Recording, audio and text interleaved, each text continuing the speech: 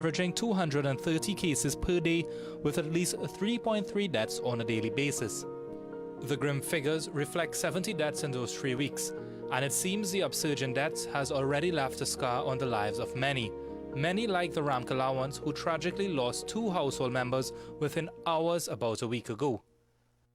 Being in that situation is hard to explain. He was spitting up blood, and his eyes rolled back and his tongue rolled back, and he lost consciousness.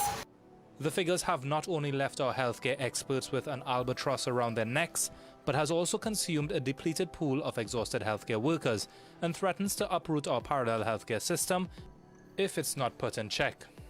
The government has been forced over the last week to tighten restrictions and limit the movement of people under the Health Ordinance Act. Ultimately, if you're not an essential worker, your only trip should be to the grocery, pharmacy, the market, and back home until May 23rd.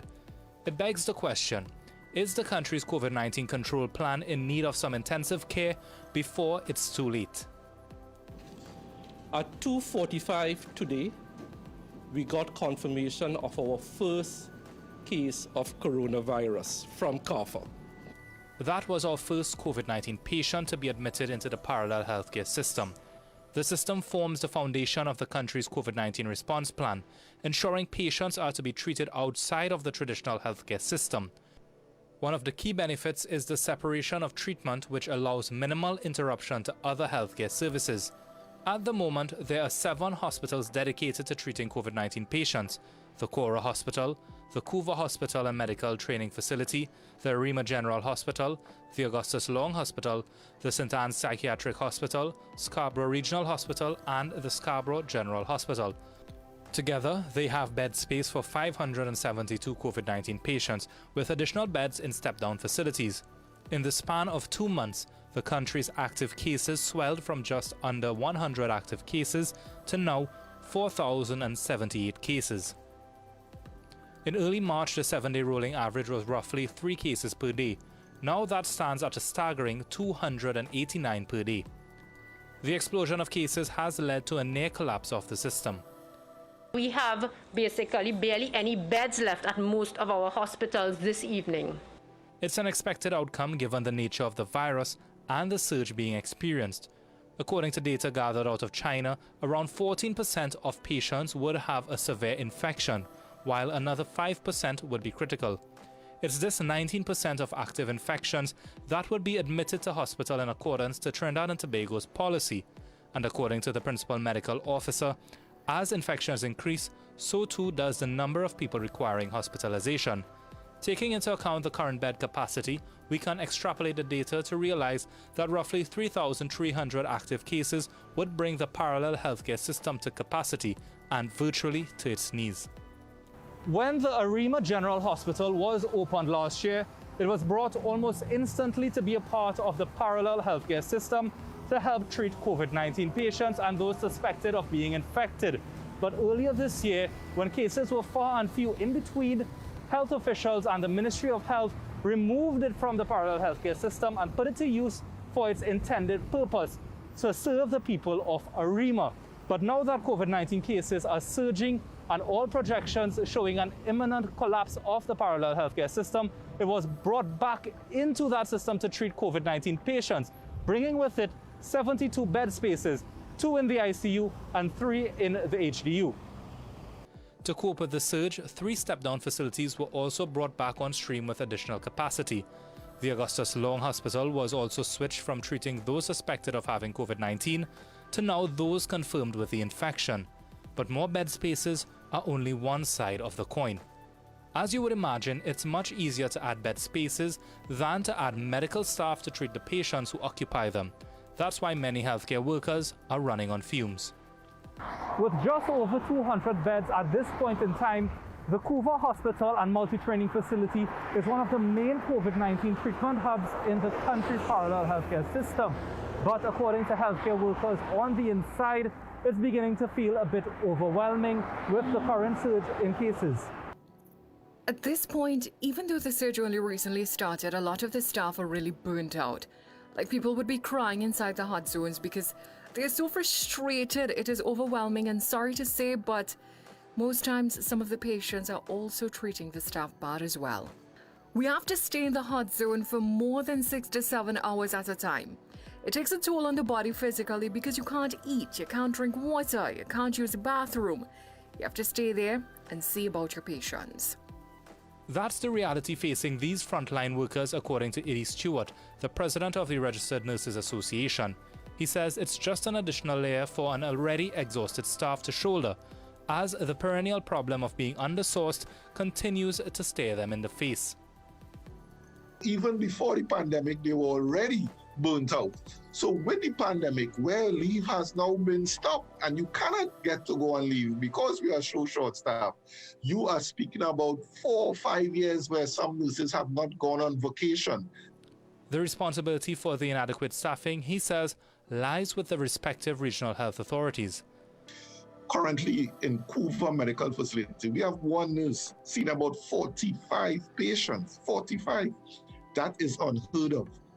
There's no way one nurse could deliver any form of quality care to persons within that institution when there's one nurse to 45. In addition to this, some nurses are leaving the profession. For some, it's the end of their contracts or retirement, but for others, it's seeking opportunity elsewhere. A number of nursing personnel leaving due pure retirement, and those who just leaving the professions because they really have had it. All of those persons who are leaving, we have no one replacing those persons who are leaving because the schools have put nursing education on hold. They are not sending their nurses into the clinical setting. So we have no one replacing those who are leaving. He says the association has already had some 40 nurses leaving the profession since the year began, and he believes this figure could be even higher. The situation is often exacerbated at times when medical staff find themselves having to quarantine or if they test positive for the virus. Think about any of them being having to go into quarantine or having been exposed to a positive case or even testing positive. It certainly depletes the workforce and then makes the workload even heavier. And this, he says, has been happening with more regularity as this wave progresses. If I were to compare the first wave or the previous waves of the pandemic surge in Trinidad compared to now, there's significantly more persons being infected now compared to before.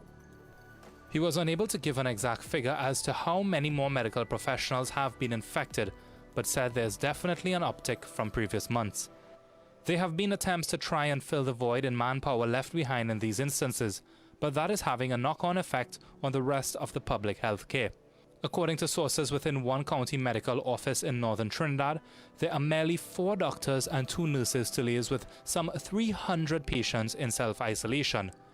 Medical sources told Unspun that a request for additional doctors has gone unanswered by the RHA. Faced with the predicament, they are forced to recruit assistants at nearby health centers. Because of the overload in patients now, the office has decided to try and pull in other doctors from health centers to try and assist as often as they can. But it's kind of an imbalance there now because the health center is lacking doctors while we have to try and cover ground here. The Medical Association president says similar situations are occurring across most medical counties.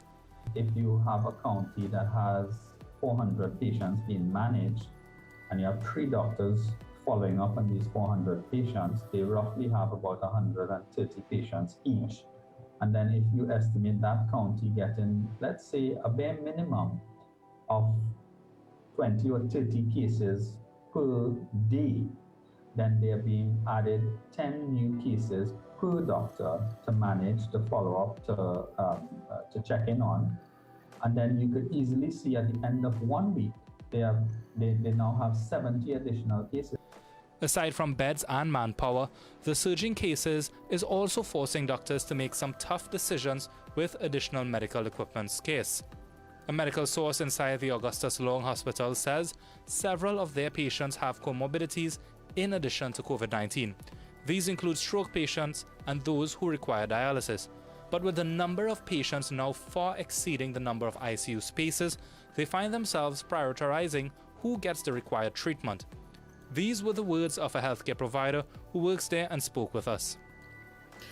We have to prioritize who goes into ICU. So whoever is more sick or has a higher prognosis, like who have the most potential to save, we do those. So we have to make a lot of difficult decisions, not because people cannot be saved, but because it has too much people for us to handle. And while resources are an issue, it's only one part of the problem for the healthcare workers. The main problem is that the numbers are so high that we can't keep up with them. That is the main problem.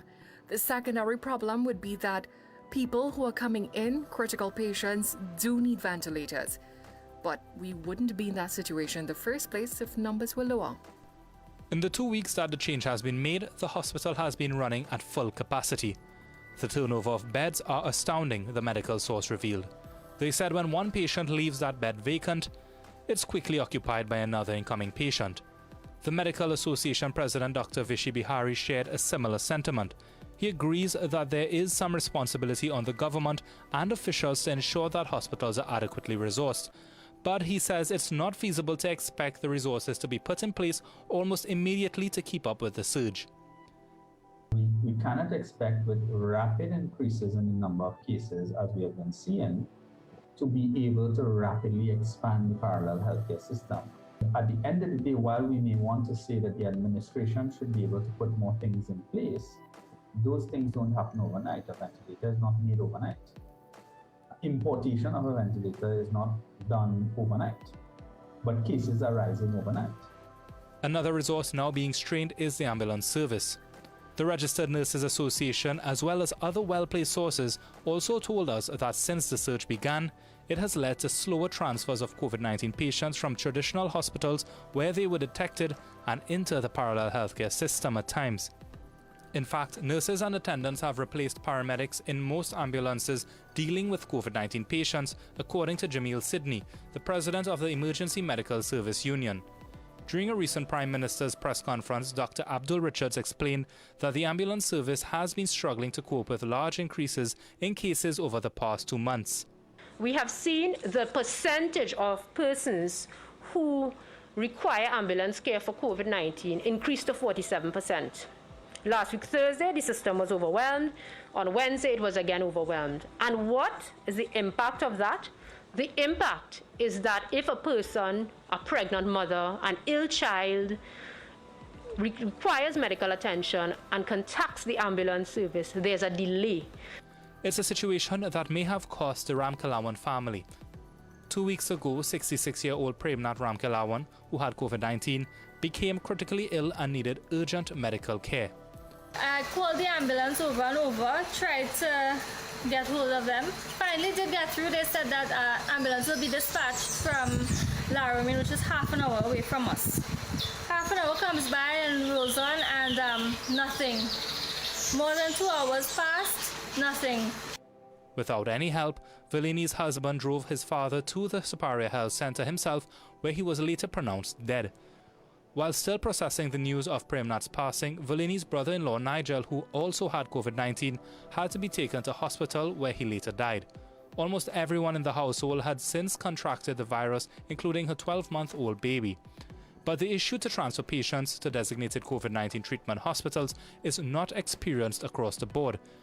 A source within the county medical office in northern Trinidad said they have not had any issues to transfer patients to date and said the process has been smooth for their office.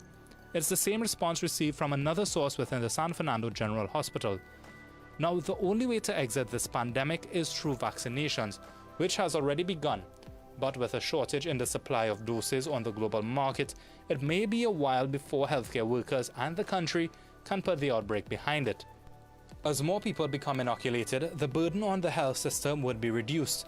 But while Trinidad and Tobago has begun its drive, it's still in its early stages. Let's put this into context. There are some 1.4 million people in the country.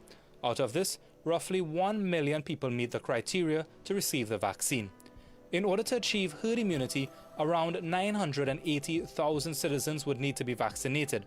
But to date, there are just over 116,000 doses in the country. In order to achieve herd immunity, we would need almost 2 million doses. Minister of Finance Colm Imbert did announce a few days ago they were hoping to move closer to that goal by purchasing 1.5 million doses of the Sinopharm vaccine from China. Meanwhile, health officials have been pleading with the public to adhere to the COVID-19 prevention measures like washing hands, wearing of masks, and avoiding congregating, while we slowly creep toward herd immunity. It's to prevent surging cases which could cripple the healthcare system and lead to the loss of many more lives. It is proven that these are the things that slow, reduce, and stops the spread of the virus. The virus has a natural course. Science tells us that if you interrupt the spread of the virus, then it is going to slow down, it is going to die off. The pandemic is not yet over, and we still have a long way to go. But making it out of this dark area is going to require an extra effort, an effort from everyone that includes tenacity, vigilance, and a concerted selflessness.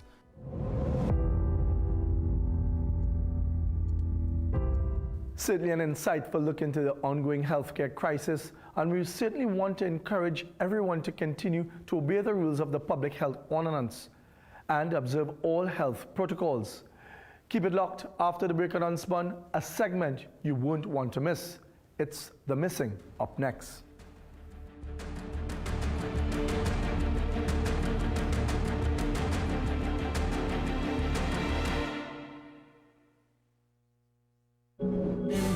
Esta vez te lo digo y lo siento más real. Muchas veces Don't miss Color of Passion, Saturdays at 7:30 p.m. only on CNC3. Tokyo 2020 Olympics.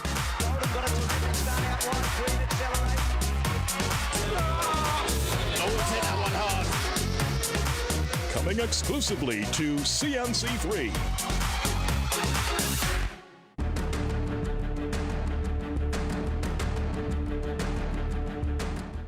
Welcome back to Unspun. Edmund Moses was always meticulous in his movements. So when his relatives received a phone call that he did not show up for work, they knew something was wrong. Now, nearly 4 agonizing years later, Edmund's siblings are grappling with the emotional effects of his disappearance. As they tell Jesse Ramdale, they spend the days fluctuating between hope and hopelessness.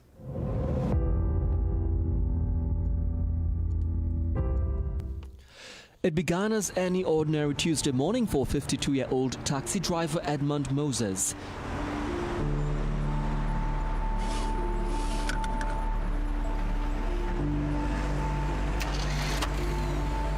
Who readied himself to make an honest dollar.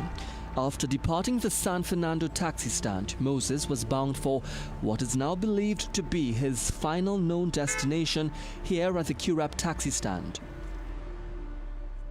You see, it's been anything but ordinary since that day on September 26, 2017, as Moses has seemingly vanished without a trace. And for his family, his sudden disappearance seems like something out of a movie. I mean, I would glimpse at the show when they're looking at it, but this is life, this is reality, and I really don't understand how this could really happen. Edmund, who was also an auto mechanic teacher at the Malik Secondary School, has been described by his relatives as respectful, polite, hard-working, and also a man of habit. That's why Mary Moses Sanka says the mysterious disappearance of her brother and the Nissan Toyota vehicle he was last seen in continues to haunt their family. I remember receiving a phone call about near to 6 o'clock in the evening, and it was a female, and she asked me if I am Mary Edmund, so I said yes. And she asked me if I have a brother by the name of Moses, so I said yes. So then she identified herself, and she told me they didn't see Moses on work for a few days. Immediately that triggered a bell because of his orientation and stuff like that. So he belonged to, I think that shaped some of his behaviors. So he was very particular about his job and about observing protocols and rules and regulations and stuff because he was part of the union. So that kind of informed how he. So I found it very strange. A search of Edmund's Tunapuna home left no clues as to why he would go missing, as there were no missing items to raise any suspicions. So too did queries at the Eric Williams Medical Sciences Complex, as he was diabetic. Both Mary and his siblings also have their reservations about the police's investigation into Edmund's missing persons report.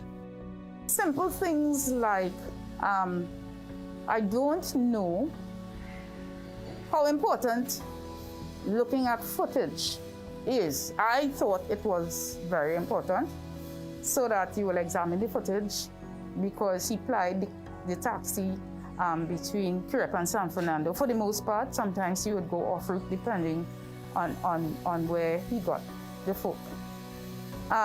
Nevertheless, we never got anything about any looking at the footage or anything. So that troubled me a bit, because I'm thinking if you view Kirk and if you view San Fernando, at least you should see the vehicle on one of those footages. Nearly 4 years later, and the Moses family is pained by one languishing question: where is Edmund? To this date, we really have nothing from the police to work with, except that they would have it said that they couldn't trace anything. They did all the investigating possible, and they haven't been able to come to a conclusion as to what would have happened. Undaunted by the dead ends in the whereabouts of their brother, Martin, Edmund's younger brother, would commence his own investigation, beginning here where his brother was last seen, and it's where a chilling revelation was made. We would have indicated that threats were made. I know that they said that they would have investigated, they would have interviewed individuals on the taxi stand. Taxi drivers can be very territorial when it comes to their space and passengers. It's why Edmund's family believe he may have been given an ultimatum. But were those who shared the taxi stand with Edmund aware of this threat? This is Samir. He was a... Oh, yes. Yeah, he does disappear, brother. He does disappear. He does disappear. I don't know where he does. Nobody can't tell you where he disappeared, where he gone. You find him yet. There were reports that he would have been receiving threats. You would have heard anything like that? No. I never knew anything about that. I know he was a calm man. Calm. He used to run a little susu, and he had a good thing going with the people and thing. I didn't see anybody with any problems with him. So it's a mystery? Yeah, it is, yeah. That's still to be solved. Are you familiar with this person? Yeah, Mr. Moses, yeah. Yeah, what can you tell me about him? He's been missing, Mr. Moses has been missing. What can you tell me? What kind of person he was? I didn't know him personally. I know him from just passing through on the stand as a taxi driver. I don't know him to be a person that would encourage trouble or be a bad person or anything like that. I just know him passing through, getting passengers, and working taxi basically. Based on your interaction, did you hear anything of him ever receiving threats? No, never. Each passing day without their brother now widens a hole in their hearts. I am thankful to God, because I'm a believer in the Bible, that I have not gone insane. As to my siblings, we used to talk, and then the talk just petered out, because it's the same thing all over again. But for me, that uncertainty has really been a task to deal with. Both Martin and Mary still hold on to hopes that Edmund has not fallen victim to crime and will one day return home. Their message to him: because I'm thinking, if he's alive, he might be wondering what we are doing, how we are coping, I wonder sometimes if he is thinking, have we given up on looking or reaching? And that's the reason I consented to the interview, because once there's a slight chance, the slimmest of chances, then I want him to know that we love him, that we miss him, and that we are praying for him, and that God will open a way for us to find him. I think for me, the most difficult part was, dealing with what I felt was obstacles in terms of, locating him. Well, I definitely want him to know that, we're missing him. We want him to come back to us. That we feel incomplete without him because we're a close-knit family. And we hope that he's safe. The Moses family grieve without closure, a feeling psychologist Dr. Pauline Boss has termed as ambiguous loss. According to her, when somebody is just missing, oftentimes the families will just wait, and that can go on for years, sometimes for a lifetime. This can lead to difficulty in making decisions, dysfunction within a family or friendships, and general confusion. Edmund's family is hoping that their wait will not be in vain.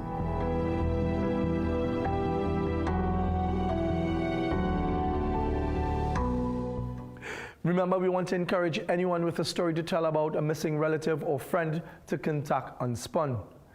Don't go anywhere. After the break, Shaliza Hassan Ali reveals more about WASA in an exclusive sit-down interview with the state entity's new CEO.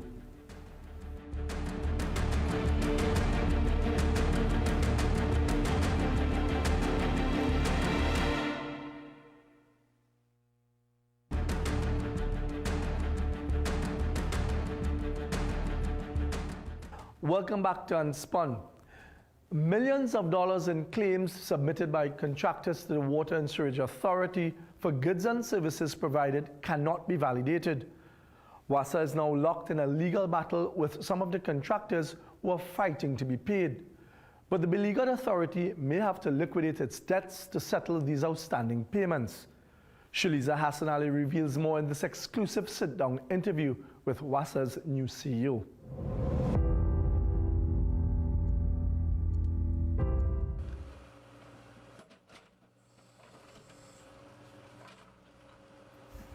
Questionable invoices, poor accounting records, and lack of government funding have placed the Water and Sewerage Authority on shaky ground to pay its contractors who are owed $500 million. But as the cash-strapped authority seeks to put its house in order, one option they may explore is liquidating its lingering debt, WASA's executive director, Dr. Lennox Seeley, revealed to Unspun in a frank sit-down interview about 2 weeks ago. I have sat with the top management, and we have worked out a bit of a matrix to deal with payment to contractors, because that's all we can do with limited funds. It is not always working as it should, but we do have a plan. And at some time, I believe we will reach a crunch point where we have to make some big decisions. That decision will rest squarely on the shoulders of the government, who has been struggling to keep its head above water due to dwindling revenue streams and the economic fallout from the COVID-19 pandemic. Seeley will have to weigh his determination on this worrisome matter carefully. I'm going to have to present a case for after some date. That's it. We need to liquidate this debt, liquidate that debt, and so on. That's the road we're marching down right now. Among the contractors WASA has to settle outstanding payments with is Blackstone Engineering Technologies Limited, which is owned by the wife of Public Services Association President Watson Duke. Between 2012 and 2020, the company was paid $16.3 million. Blackstone is still owed $594,000. WASA is also indebted to several well-known contractors for installation of pipelines, ground maintenance, and supply of goods. The sum owed is no small measure. We're in the vicinity of $500 million. The authority may also have found itself in some hot water as there's questionable paperwork to sift through. A lot of claims that are not verifiable or have not been verified. In February, the authority came under intense scrutiny after a December 2020 Cabinet Subcommittee report into the operations of WASA, chaired by Public Utilities Minister Marvin Gonzalez, unearthed a web of corruption, inefficiencies, political patronage, unaccountability, and mismanagement at the beleaguered organization. The report found that one of the challenges facing the authority was its unrecorded liabilities. At the end of 2020, WASA had unrecorded liabilities in the vicinity of $587 million. If you know you're not going to get paid, what happens? You inflate or you do what you have to do. The report also discovered, begin quote, further, there are several instances where work and services have been delivered under projects, but payments have not been made due to the program and change management's failure to process invoices in a timely manner. External providers are often unwilling to work for WASA and or are inflating their bills as to an unofficial interest payments to compensate for WASA's history of delayed or non-payment for services and goods. Project implementation also suffers on account of the cash flow issues faced by contractors who, to a large extent, rely on WASA projects to survive, which goes against procurement best practice, end quote. The delay in payments has resulted in WASA being hauled before the court. Has WASA been victorious in any of their cases? In a lot of cases, we negotiate downwards, right? So I think we've been fairly successful in negotiation, but it can't continue like that. It cannot, right? So we know we are facing an uphill battle. Sealy admitted WASA has been overflowing with systemic problems that cannot be solved overnight. He cited the most embarrassing optics for the authority were ruptured pipelines or roads that were not properly resurfaced after they had done repairs. As Sealy navigates through this difficult watercourse, his goal is to maintain WASA's sustainability and provide a reliable service to customers. In March, a 71-page report entitled Feedback, Cost Reduction, Revenue Enhancement, and Regularization, the Employee's Perspective, was submitted to Sealy, which contained 57 cost-cutting measures that can save WASA $36 million in the next fiscal year. But that $36 million may just be a drop in the savings bucket, which contrasts sharply with WASA's exuberant spending of $2.7 billion last year on salaries, overtime, vehicle rentals, and allowances for its almost 5,000 workers. For years, WASA's aging infrastructure, bad decisions, wastages, decline, and poor work ethics have resulted in millions of taxpayers' dollars being wasted. We have a massive TNTech bill, and when I checked, we were paying TNTech for areas that we haven't been using since 2009. Because of the way we have done business in the past, even yesterday evening late, someone is telling me that there are people who have been locked off, but they have a WASA key, they just turn themselves back on, and so on. So it's a very, very challenging situation. Sealy knows he cannot go cap in hand to the government to bail out a state-owned company and must take decisive action that can inject new life into WASA. We're going to definitely have a capital expansion program. I'm even advocating that we have a different, I'm talking to the RIC, I can't say much more about it now, of a different way of doing the rates so that you actually have a fund for maintenance. It is not the first time WASA has hinted of increasing water rates. Now the call is being made by its employees, the business sector, and concerned citizens, based on the 57 recommendations put forward to Sealy to transform WASA. One recommendation stated, the RIC urgently needs to grant WASA the relevant rate increases in each of these areas to help to significantly reduce government subsidy. It can't be done incrementally so as to not cause a sudden hardship on the population or on businesses. WASA's water rates have not increased since 1993 and is said to be the cheapest in the world. Dr. Sealy, there have been mixed reactions with regards to the installation of meters, and I know that would be a very costly exercise for WASA. Is that anywhere near on the cards for the authority? Right, that's a good question. In every country, in many countries, people pay for their own meters. So that's the first thing you've got to realize, that we may be talking about an outlay, but that has to be covered by the resident. That's my position on it. I have asked a simple question: how much a meter costs? It's in the vicinity. It's less than a cell phone, along $3,000. What will be perhaps the major cost is more the installation, labor for installing and so on. Eventually, the country will have to go there. Of WASA's 400,000 residential customers, only 3% are metered. It would cost the remaining 388,000 customers over $1 billion to install meters in their homes.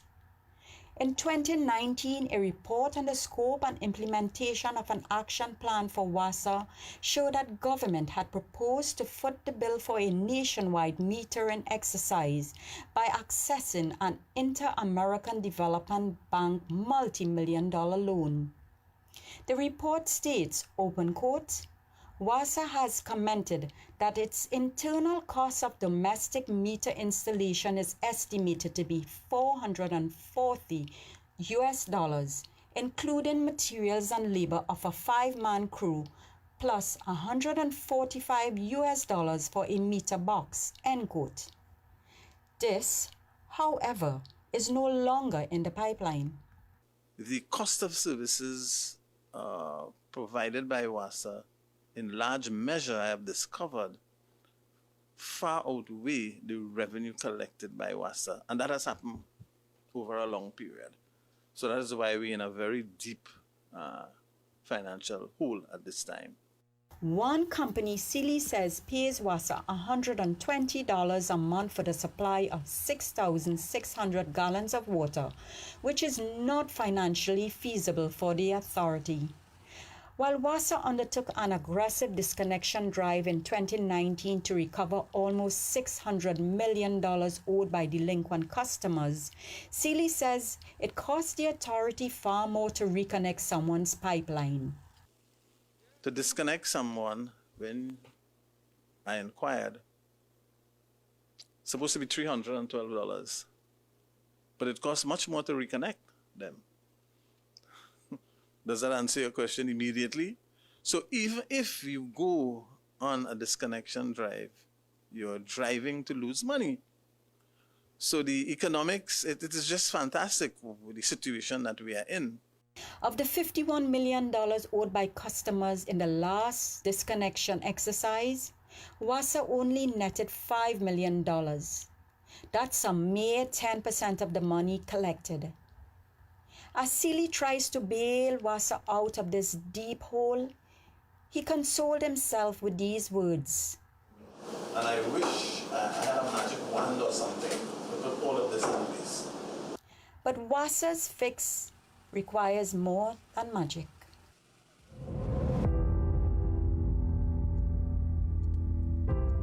Don't go anywhere. Coming up on Unspun, we head back to Dale Elliott in St. Lucia. Stay with us.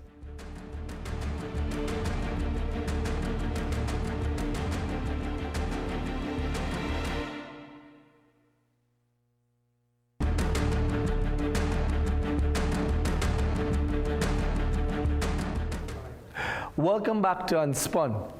We now go to Dale Elliott, an investigative journalist out of St. Lucia.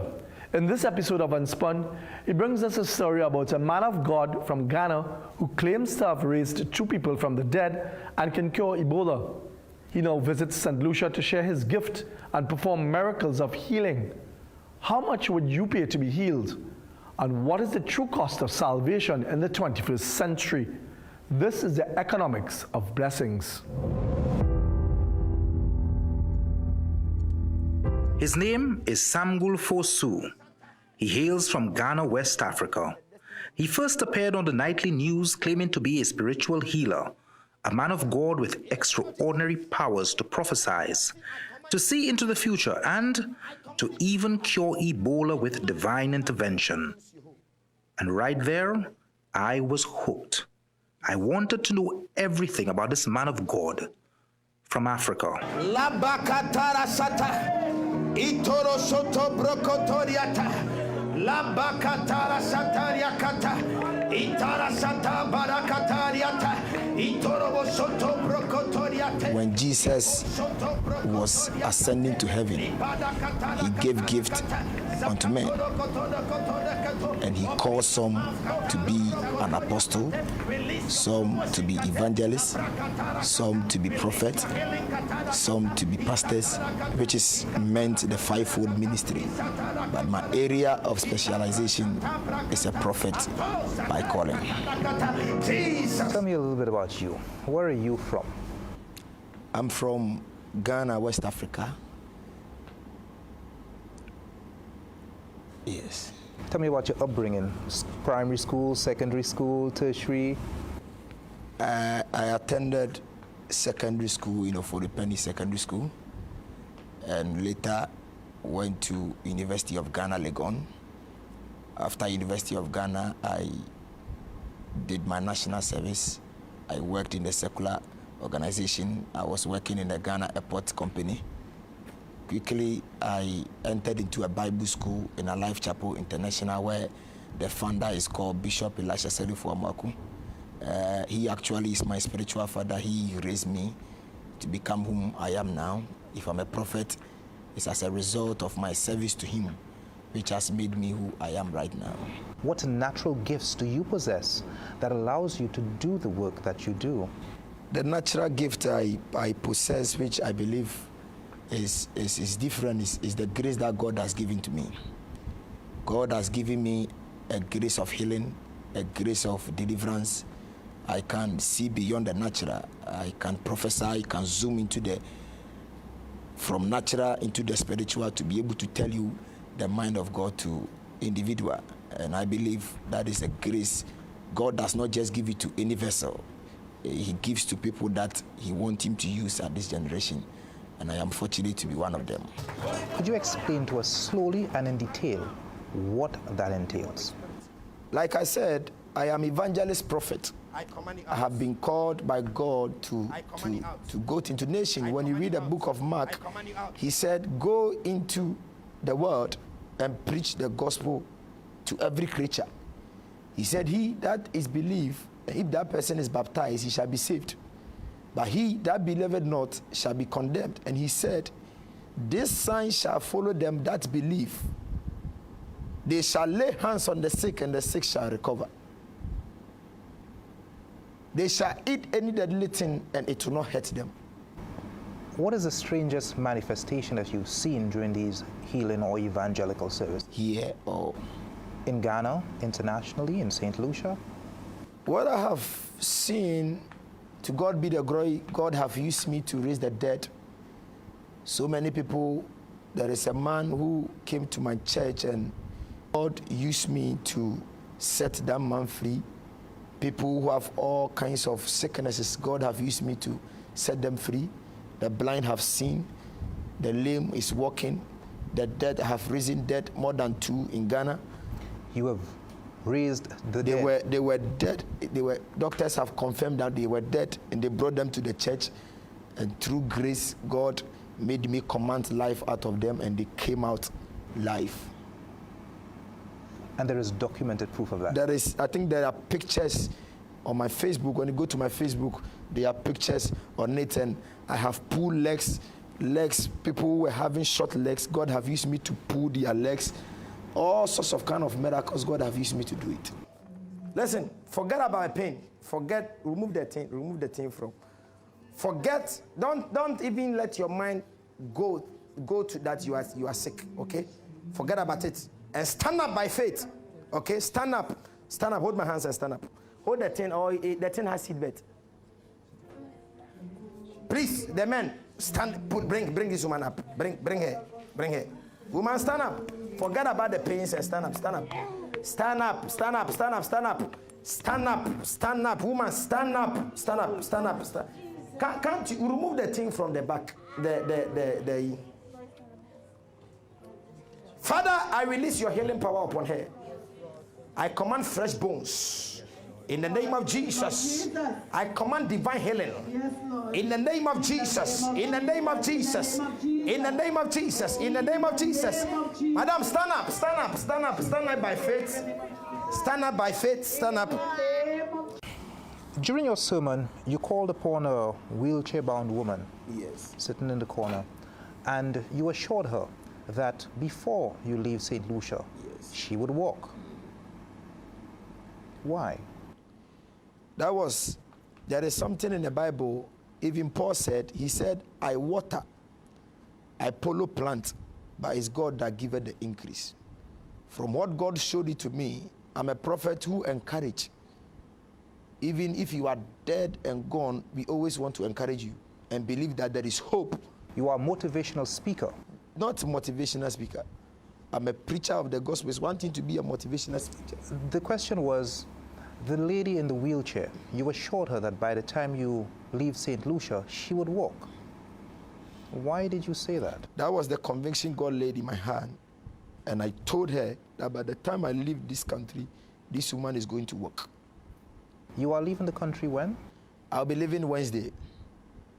Do you in your heart believe that she will walk by Wednesday? Even there are some miracles which happens instantly, and there are others which happen in the process of time.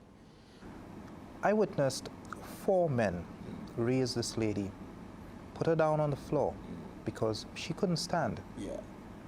I noticed your sermon went on and on and on. I also noticed that you did not return to her. Why was that? I did not return to her. I'm not. You did not return to her. After the preach, after? Yes. You never returned to her. Why was that?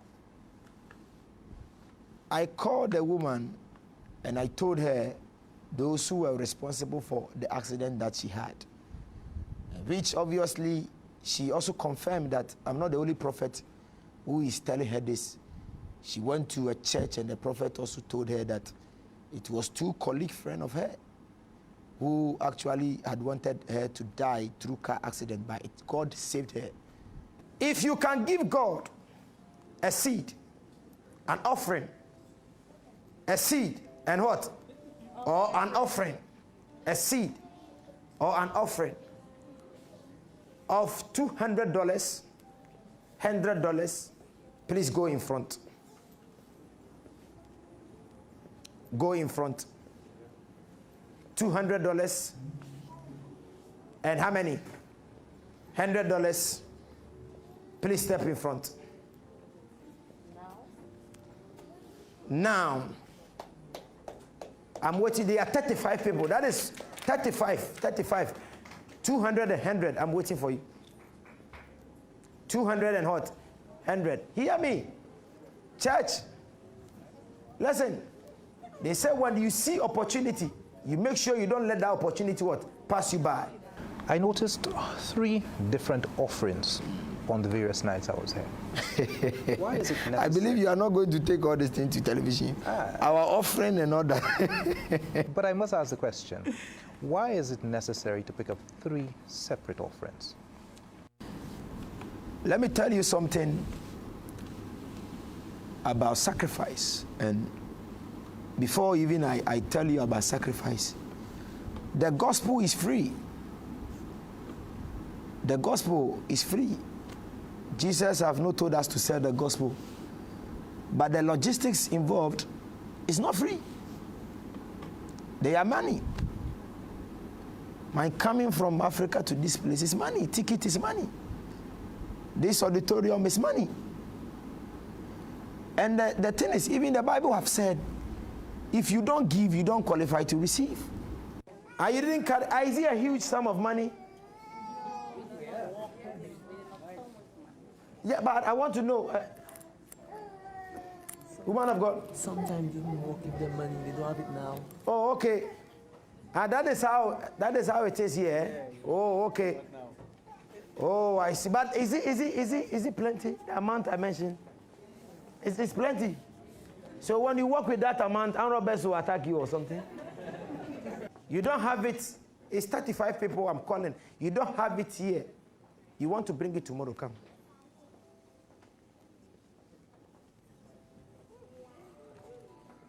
The money is not here.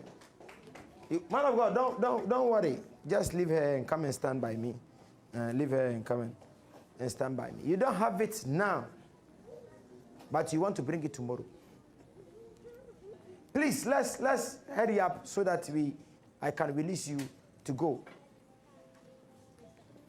200 and 100. 200 and 100. You don't have it, but you want to bring it tomorrow. I'm waiting for you. How many of you have it here now? You have it here now? You have it here now?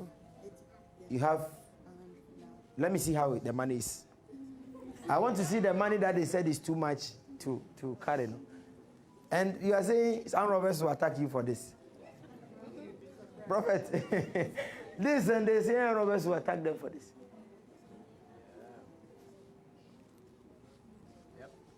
Okay, you have 50 Ghana, you have 50 EC dollar, come. You have 50 EC, come. I'm waiting for you. 1, 2, 3, 4, 5, 6, 7, 8, 9. Are you pad? 9. Tomorrow, be faithful and bring it, okay? And I will pray some simple prayers for you, okay? All right, this is what? Is this 20? Okay. All right. Tomorrow, I will see all of you, okay? Let's put our hands together for them. We have first offering, and we took an offering, a point of contact for prayer, to seal our prayer. And we did a normal raising of fund. I wouldn't even call it as a raising of fund, to come and give offering.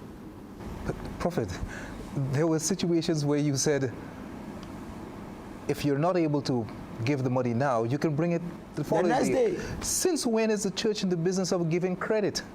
No, it's not credit. We are trying to give opportunity to everybody to be blessed. The first day of the program, some people came here, even first offering they couldn't offer. And they say, we are coming from work, Prophet. We are just coming from work, and in St. Lucia, we don't keep money in our pocket. So tomorrow, we are going to bring it. So there were so many people who came here who were not having money on their pocket, and I gave them opportunity that if you don't have the money now, you can bring it the next day. Those of you who were here yesterday, and I called for $100, and some of you came and you said you were going to redeem it today. If you are here, come. I'm not talking about the age. I'll call the age, but those of you who bring the where is the basket, the bowl, the offering bowl, stand here for me. The bowl. Man of God, the bowl. The one containing the money. You were as many. Those of you, you took. I think, Mom, your husband was one. Okay. And some few faces that I can recall. Some of you, I think there were 4 people or so. It was $100 I called, and mine is also okay. I can recall the. All right. Have they dropped it? Oh, I need to pray for you, not just dropping it. When you drop it, you must receive a prayer. Oh, I prayed for you yesterday. I prayed last night. Oh, okay. Then it is settled. God has done it. May God grant your heart desires for you. In Jesus' name, amen. In 30 seconds, if St. Lucia had to remember Samuel Fuso, what would you like to tell them? 30 seconds. Hello, people of St. Lucia. This is once again your prophet, Samuel Fuso from Ghana, West Africa. I was here for 6 days prophetic conference and... Stop for a second. 30 seconds, Prophet. 30 seconds. 30 seconds. Give me 2 minutes and let me express myself, please. 30 seconds.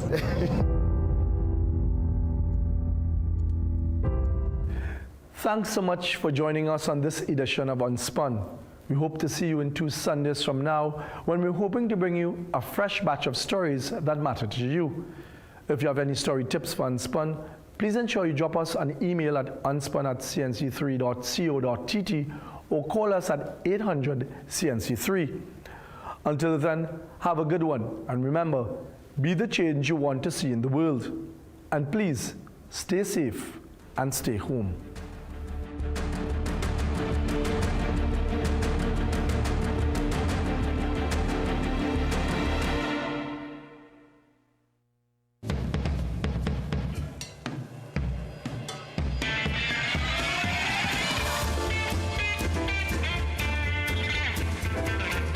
You're watching CNC3.